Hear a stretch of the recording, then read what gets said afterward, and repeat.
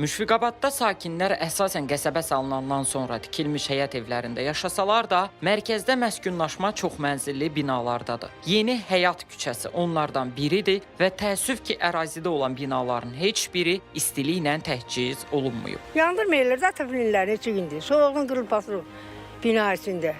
Bir yox, qoşular hamısı ilə. Başqa yanmıyor, heç birində yanmıyor. Xəstə adamlarıq. Yoldaşımız xəstə, özümüz xəstə, uşaq xəstə. Yatmaq olmur, panel binadır. Kənd evi deyil ki, burada odundan zaddan yandıraq, qızışdıraq. Heç kimin də vecnə deyil. Heç kim də maraqlanmır. Mən taxtımın üstündə yorğanın altında oluram. Çörəyə də elə yeyirəm. Tək yaşayıram özdə. Təkəm özüm. Bəs belə olmaz axı. Bu istilik yoxdur, qalmışım bilər. Uşaqlar soğuqda qala bilmirlər. Mən özüm də qurtkada gəzirəm evdə.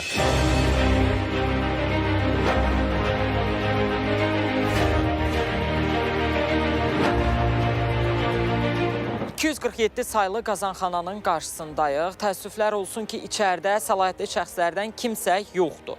Buna görə də tablonun üstündə yazılan nömrə ilə əlaqə yaradacağıq ki, görək bizə kim cavab verir. Hər halda ümid edirəm ki, bu binalara istiliyin verilməməsi ilə bağlı suallarımıza aydınlıq gətirilər və bizə cavab verirlər.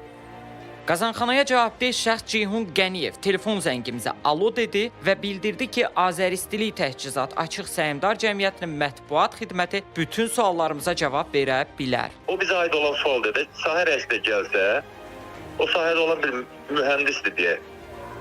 Qazanxana içindəki avadanlığa cavab verən bir şəxs. Qurumun mətbuat katibi ilə əlaqə yaratmaq cəhdlərimiz isə boşa çıxdı. Bəlkə məsələyə aydınlıq gətirilər deyə 3 gün Azəristilik Təhcizatdan cavab gözlədik. Lakin Səhmdar Cəmiyyətin sözçüsü Elvin Basqallı nə zənglərimizə cavab verdi, nə də ki yazdığımız mesajlara. Biz isə bilmədik ki, Müşfiqabad sakinlərinin problemi nə zaman həll ediləcək.